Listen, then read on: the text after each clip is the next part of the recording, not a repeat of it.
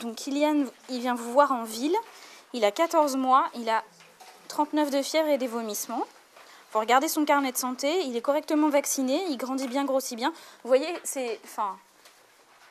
vous retrouverez hyper souvent ces paramètres-là dans les dossiers et en pédiatrie, c'est des choses qu'il faudra rechercher, c'est-à-dire comment mange cet enfant, comment il grandit, comment il est vacciné, comment il est né, enfin c'est des choses qui reviennent en permanence. Et donc il y a 2 mois, il a eu une otite moyenne aiguë droite traitée par augmentin et il n'a pas bien toléré l'augmentin. Donc vous le trouvez fatigué mais bien tonique, sa nuque n'est pas raide. Ah oui, en parlant de nuque raide, je suis désolée, je reviens sur quelque chose sur le dossier 5. Nuque raide en période néonatale, ça n'existe pas.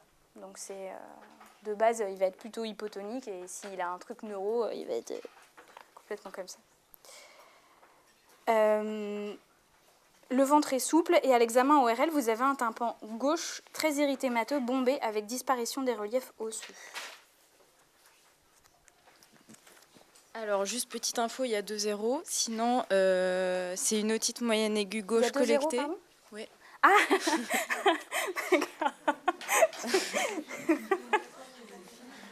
Donc, otite moyenne aiguë gauche collectée devant le terrain, l'antécédent d'OMA à droite, la fièvre, les vomissements et l'examen otoscopique qui retrouve un érythème, une disparition des reliefs osseux et il est bombé, donc collecté.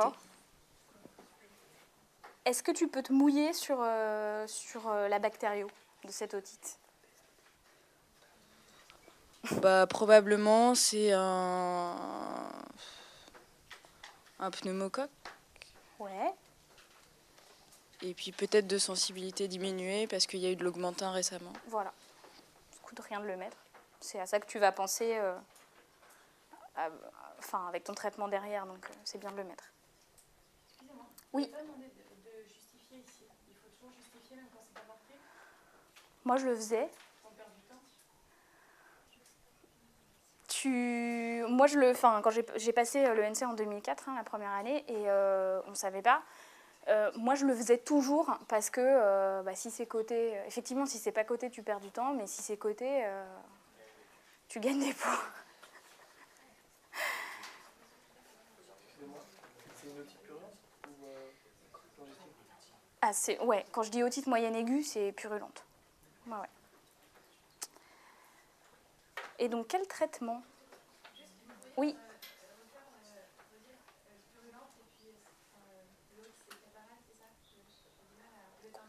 Congestif ? Alors là, en fait, l'otite moyenne aiguë purulente, vous pourrez poser ça comme question aux ORL qui sont bien plus forts que les pédiatres, mais en gros, c'est un tympan qui est très très rouge, très très infiltré, où tu ne vois plus les reliefs normaux, mais c'est pareil, il faut avoir vu 50 tympans normaux pour te rendre compte de ce que c'est quand c'est pas normal. Et c'est bombé, parce qu'il y a du pus derrière. Alors qu'un tympan congestif, tu vas encore avoir les reliefs conservés, et après, il doit y avoir des mots. Ouais, voilà. C'est-à-dire, l'otite moyenne aiguë, c'est franchement opaque. Tu vois plus du tout le triangle lumineux. Voilà. Alors que quand ils sont congestifs, ils sont rouges, mais c'est pas. Ça reste modéré, quoi. Et en pratique, en pédiatrie, l'enfant de 12-18 mois, il va avoir les tympans congestifs 6 mois de l'année. Donc, voilà. Oui. Ouais, collectée et purulente, c'est qu'il y a du pus derrière le tympan. Ouais. Donc, quel traitement ? Alors, traitement ambulatoire. Ouais. L'antibiothérapie, on va arrêter l'augmentin et on va changer par ceftazidime. Alors, je t'arrête, mais l'augmentin, c'était il y a 2 mois. Oui. C'était pour son otite il y a 2 mois. Donc, ensuite, on va mettre des antalgiques et des antipyrétiques. Ouais. Et excuse-moi, j'ai pas entendu du coup ce que tu mettais comme antibiotique. Ceftazidime, une C3G. Une C3G injectable ? D'accord. On va revoir ça après. Et je ne savais plus s'il fallait me faire une parasynthèse ou pas. Et sinon, le surveiller et le revoir à 48 heures. Ok. Est-ce que d'autres avaient mis quelque chose d'autre ? Pardon? Ah oui, oui, on la met. Ouais, ouais. Et en antibiothérapie, tout le monde a mis des C3G injectables? Vous l'avez tous traité IV ou IM? Péros? Qui l'a traité Péros? Donc la majorité, vous avez mis quoi? C2G, Aurelox, Augmentin. Alors, alors, sauf s'il est allergique aux bêta-lactamines, franchement, restez sur les bêta-lactamines. Les macrolides, le pédiazole, c'est pas des très bons antibiotiques pour l'otite.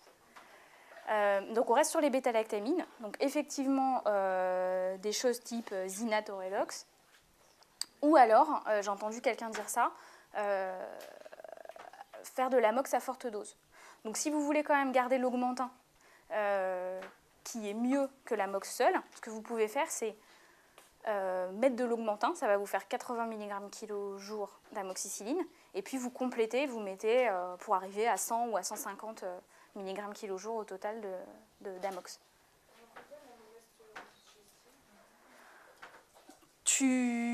C'est un compromis, quoi. C'est-à-dire, effectivement, tu peux mettre des choses comme l'Aurelox, que tu sais qui vont être un tout petit peu moins bien, ou alors tu prends le pari de refaire augmentin seul ou refaire augmentin clamoxyl en te disant que tu mets le bon antibiotique. Et de toute façon, comme ça a été dit, cet enfant, tu le revois à 48 heures. Donc si vraiment à 48 heures, c'est la cata, tu changes. Mais voilà. Question. Amox forte dose, c'est 80 ou 150 mg? Alors, amox forte dose, c'est 150 au total. Mais sachant que si vous donnez une dose poids d'augmentin matin, midi et soir, ça fait 80 mg kg jour. Donc en fait, ça vous fait, je ne sais pas si vous avez compris, ça vous fait augmentin, où ça va faire 80 mg kg jour d'amox, plus l'acide clavulanique. En fait, on ne peut pas faire tellement plus parce que c'est l'acide clavulanique qui est responsable de la mauvaise tolérance digestive. Et après, vous complétez avec de l'amox, par exemple 70, et comme ça, ça vous fait 150 mg kg jour. Ça diffuse très bien dans l'oreille, et pour votre pneumocoque, ce sera bien.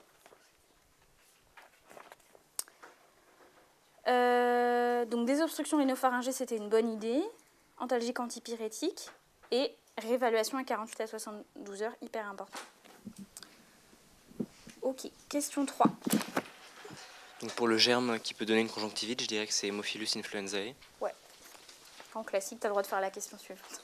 Et alors, les indications de la parasynthèse, je me souviens de la résistance au traitement, Ouais. une mauvaise tolérance clinique avec une otite hyperalgique, Ouais. une otite compliquée, Ouais. et l'âge inférieur à 3 mois, je crois. Alors c'est que du bon sens. C'est est-ce que je veux soulager et est-ce que je veux documenter. Donc ça résiste, mon enfant est très jeune, c'est compliqué, ou mon enfant est immunodéprimé, je vous ai rajouté aussi. Et donc je veux savoir quel germe j'ai derrière le tympan. Voilà. Donc même si vous vous en souvenez plus, bon, à part les 3 mois, vous pouvez tout déduire juste avec le bon sens. Alors, la maman de Kylian revient vous voir le jeudi, donc à 48 heures. Il a toujours de la fièvre et elle a noté que l'oreille gauche était décollée avec une boule rouge derrière. Quel diagnostic évoquez-vous et quels sont les principes du traitement? Alors, on évoque une mastoïdite aiguë gauche compliquant une OMA. Ouais. On fait une hospitalisation en pédiatrie ORL, après accord parental, un traitement chirurgical pour un drainage avec des prélèvements bactériologiques. On met une antibiothérapie IV et on fait une surveillance, surtout neurologique. Ouais. Et la parasynthèse aussi pour... Ouais. Petit truc en plus? On surveille l'enfant. Ouais. Douleur et fièvre? Paracétamol, traitement symptomatique. Ouais. Pardon? Ah, il doit y avoir deux. Personne n'a le texto. Ok, donc effectivement, vous prélevez du pus. Et outre le pneumocoque, quels autres germes pouvez-vous retrouver? J'ai mis Haemophilus influenza, Staphylococcus aureus, Moraxella catarrhalis et Streptocoque. Ouais. Quelqu'un avait mis autre chose? Un germe méchant?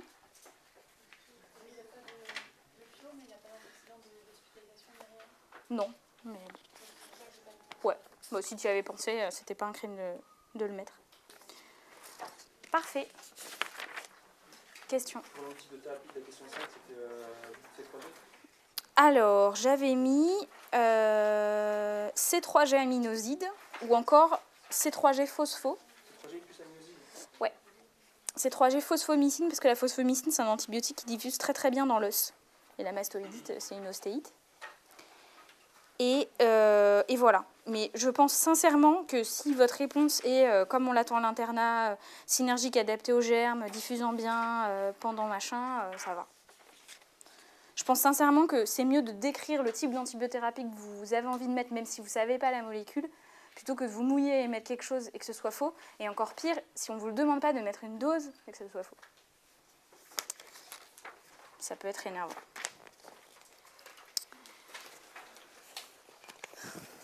C'était bon pour la mastoïdite?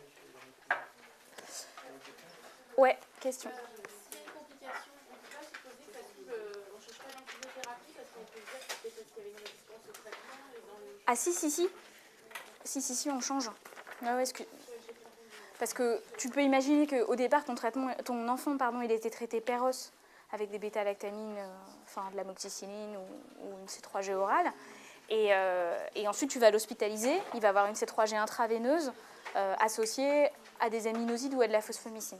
Donc ton traitement va être modifié.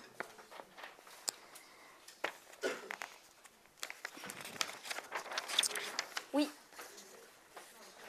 Est-ce que, s'il était arrivé et qu'on avait dit qu'il avait juste une palpation sensible de la mastoïde, Ouais. sans aucun autre petit élément, Ouais. est-ce qu'on est suffisant pour penser qu'il peut y avoir une mastoïdite ou c'est associé aux autres Douleur vraiment rétro-auriculaire à la palpation, vraiment sur l'os. Dans les otites, non. Ils ont mal quand tu leur tires le lobe de l'oreille et quand tu insères le cône d'autoscope, mais classiquement, ils ont pas mal quand on palpe l'os.